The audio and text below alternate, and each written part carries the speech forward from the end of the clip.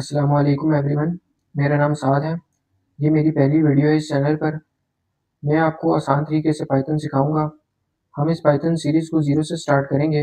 अगर आपने पहले कभी कोडिंग नहीं की तो घबराने की बात नहीं। हम स्टेप बाय स्टेप सीखेंगे और मैं आपको प्रॉमिस करता हूँ कि मैं आपको पाइथन प्रोग्रामिंग सिखाऊंगा। सबसे पहले हम बात करेंगे कि पाइथन क्या है। पाइथन एक प्रोग्रामिंग लैंग्वेज है। हम इसे ऐप्स, गेम्स और एआई को बनाने में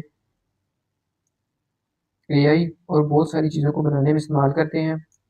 ये आसान और सादा सी लैंग्वेज है, इसी वजह से मैं आपको सिखाऊंगा।